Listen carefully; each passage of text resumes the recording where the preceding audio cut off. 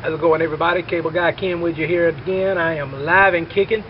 Got another review on another Pure Hydration product. This is going to be on their Thirst Bag, which, in my opinion, for a bug out bag or a self-reliant situation, this is a little bit more my liking than the sports bottle that I did the last review on.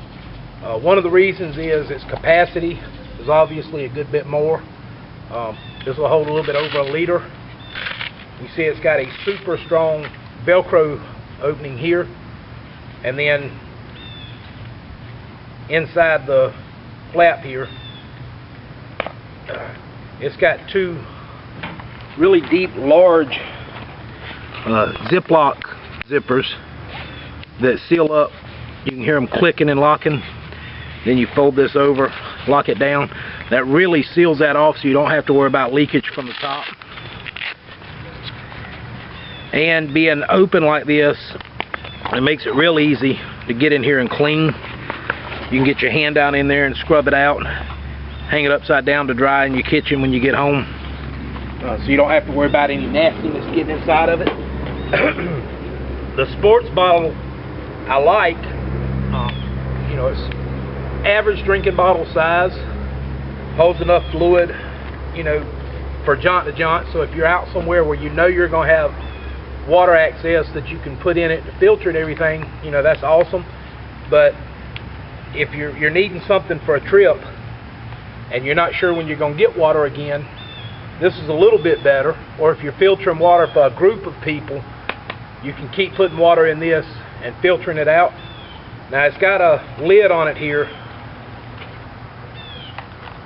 that seals it off, keeps everything closed up, and the filter, which is the same filter as on the sports bottle, is actually inside this little canister here. Now it's not a drinking cup, it's just to keep the filter safe, to keep you from damaging the actual microfilter itself. I'll give you a close-up of this here and show you what the filter looks like. Now you don't hear it rattling, but there is a charcoal, I know that for sure, inside the filter. And of course it's got a regular pull top spout for dispensing the water. The reason why I waited a few days, make sure I've mentioned this already, when I did the one on the bottle, it was the first time I'd had any dealings with this company. I've never used their products. There's not a lot of information out there on the web about their products. So when I got the email from the young lady that owns Rocky Mountain Survival Gear telling me she wanted me to try these out, of course I guarantee, I said, hey, I'll do it. I jumped on it. It's a chance to do a video and try out, some new products for you guys. But the company claims that it filters out all viruses, pathogens, cysts, stuff like that, filters out bad taste, chemicals. If you live in a farm industry and you know that there's going to be chemicals in the water supply that you're drinking from, it filters out those POCs and VOCs. It filters out everything as far as the company's claims go. Well, we all know what companies' claims are. It's their idea of a way to sell a product. Chevrolet can claim that their Corvette puts out 600 horsepower. Real world back tire horsepower is probably closer to 450, which is nothing to sneeze at, but it's still a long way from 600 horsepower. So when she told me, here's the company's claim, she sent me all the facts and everything, I said, okay, I'll try it. The water that I drank, I found dead frogs in it. There's bird poop on the edge of the container leading up to the water line where the birds have sat in a tree over it. So I know there's all kind of nasty things that's been growing in this water for months and months and months. So I took a huge chance by pouring that water directly into that water bottle, tilting it back and taking a big chug of it. I've had no ill effects, no side effects, no nothing, and the water was absolutely phenomenal. Better than any bottled water I've ever picked up at a store. So that's why I waited so long before I did the second review. I wanted to make sure that I didn't get sick, because if I had even just a slight bit of diarrhea or anything like that, I'd know that the filter didn't do its job, because I was otherwise healthy before I drank the water. So if 2, 3, 4, 5 days after drinking the water, I all of a sudden fell real ill, we'd know something was up, right? Another reason I like this, and we're going to put this theory to test, is I believe that if you've got this hanging from a tree, like you can with this rope here, you can pour water in it, and it should free flow slightly out of the tip of this instead of having to squeeze it. The reason I like that is if you have a large group, leave the top open like this, hang it from the tree, and then you can pour water in through the top and let it catch into your containers down under the bottom, like your cups, pots, stuff like that. So again, using a bag of skunky green, algae infested, whatever God knows else is growing in their water, I'm going to put a little opening in this and see if I can't maneuver this so that I can fill the bag up without getting too much of the water on the outside of the bag. You could, of course, dunk this right into a stream if you did not have a Ziploc bag or other means of collecting contaminated water. And of course, with any water filter, I know I didn't mention this in the last video, but with any water filter, you really want to use a bandana or something to pre-filter out all this algae and everything. I'm just putting it all in there just to show you, just how good a job the filter does. In a real world situation where you're going to be relying on this filter, for your main source of water, you really want to make sure you're filtering out all the sediment that you can before you put it in there.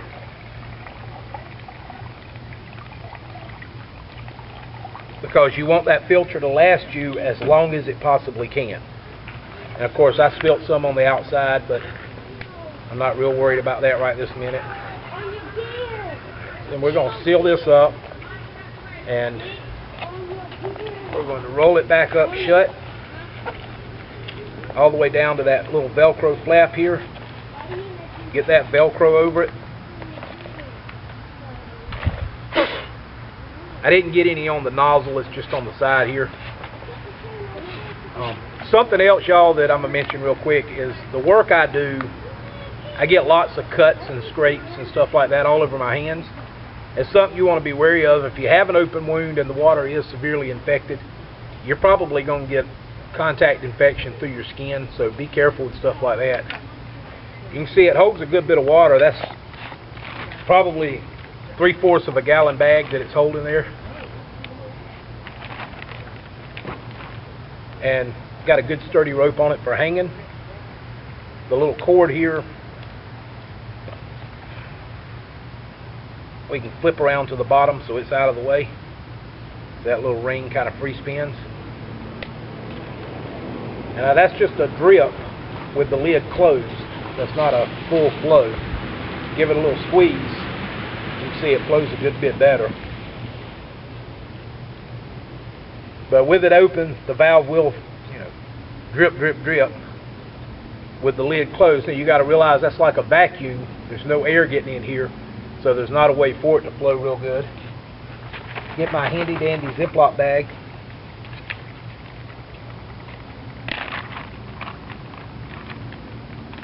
I'll empty out that little bit of water that's in there real quick.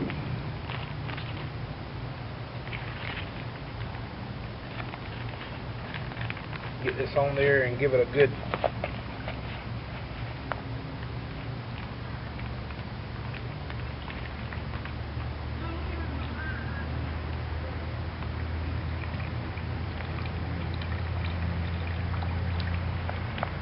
it's flowing pretty good. I mean, you got to put a little bit of pressure on it, but it's a really tight wove microfilter, and the water is still crystal clear.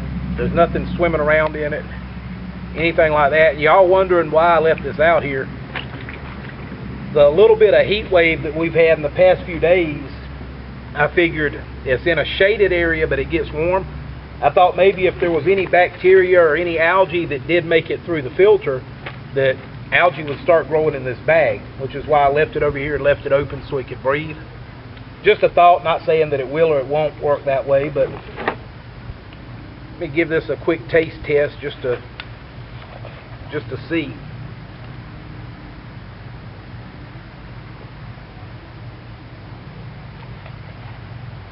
That's good. It's good, fresh, crisp water. Like I said, it doesn't taste like bottled water, because bottled water to me still has an odd taste to it sometimes, but it just tastes good and clean. I'm going to reposition the camera. I'm going to hang this up and open the bag up, and we'll see what kind of a flow rate we get with the top opened up. Alright guys, I got the top of the bag up here opened up, so I know there's air getting in there. You can see it still is a real steady drip, but it's still just a drip. I suppose if you wanted to, you could open this valve up like this, set your cup under it or your pan under it, and continue to filter water like that for a large group. But I think the obvious method here of doing this is to just keep it closed, keep the lid zipped shut.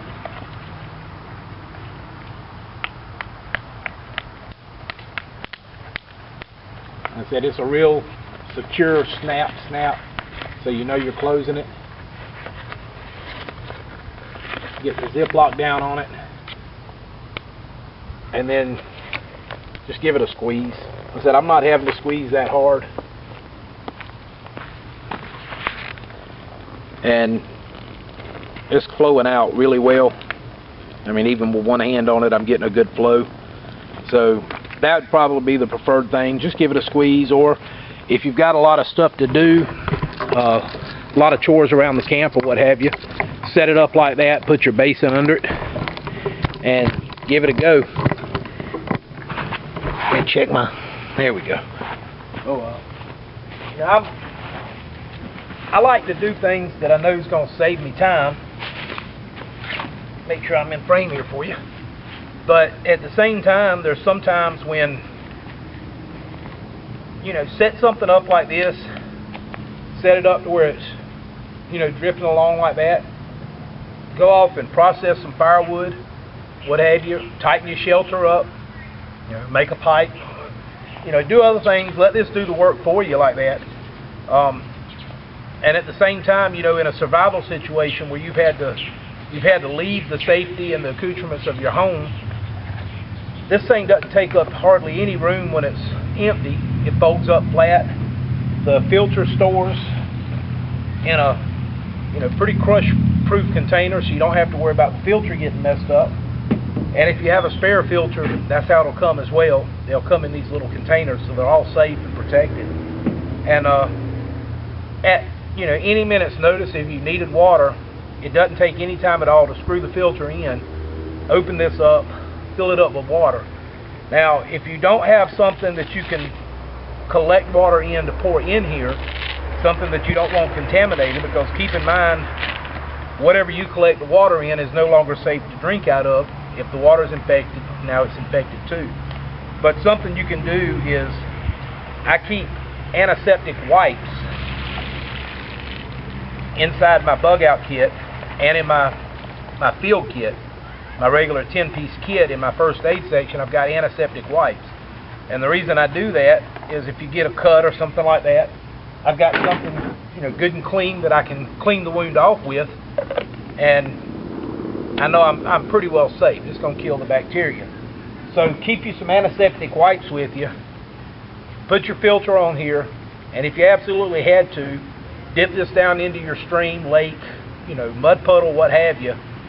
I still highly recommend using some kind of a bandana or something to pre-filter if the water has a lot of turbidity in it, a lot of silt and stuff. Dip it in there, seal it up, wipe the outside down with an antiseptic wipe, and you lessen the chances. You don't kill the chances of getting any bacteria, but you lessen the chances of there being any bacteria on the outside of the bag that can infect you if you should happen to ingest it. So that's it on the review for the Thirst Aid bag, y'all. And as usual, these reviews are just my 2 cents, my opinion of something. I'm not a professional. I haven't been testing outdoor gear for the last 20 years of my life. I just know what works for me, what I like for my personal preferences and such. But it's definitely a piece of gear that's going to be going into my bug out bag, especially in my car. I said it doesn't take much room at all. It folds down into a nice small little package. I'll fold these ropes over the other way. I mean, that's not that much room at all to be taken up considering what it does. And then of course you've got the little sports bottle, the little bottle-shaped container for your filter. I plan on putting all of this inside of a 1-gallon Ziploc bag and keeping it together just like that. That way I've got a 1-gallon bag to get the water with, and then the water filter, you know, to filter it out so that it's safe for everybody to drink. Just like the sports bottle, since it does use the same filter, again, this one's good for 350 liters of water, or roughly 96, 97 gallons. So it's a good long-term, you know, filter. You're not, hopefully you don't plan on being out there long enough to drink, you know, 300-400 gallons of water. If you do, obviously you need to invest in something a lot bigger, or invest in a couple of spare filters to go with it. But just like any other product they sell with these filters, as long as water is flowing through it, it's safe to drink. It may get a little bit slower, but as long as you're able to get water through the filter, it's still safe to drink. Something to look into, something to think about. Pure Hydration Thirst Aid bag. I want to say these are $69, $79 at the Rocky Mountain Survival Gear website. They're made out of a real heavy-duty material. Definitely a good piece of gear. The next one that I'm going to be doing is their Armored Reservoir, which is one that I think y'all like as well. That, along with the inline filter that she sells, it's a really solid piece of almost indestructible gear. So be looking for that one, y'all. As usual, I appreciate all your views, your supports, and your comments. You know, it's the comments that y'all leave me down here in the box that let me know where, you know, what direction I need to go with my videos. Whether I need to change my approach, do different reviews, cover more things that I'm leaving out, you know, that kind of thing. So leave me plenty of comments, and I appreciate everybody and everything you've done for me. Cable Guy Ken here. We'll catch you in the next one.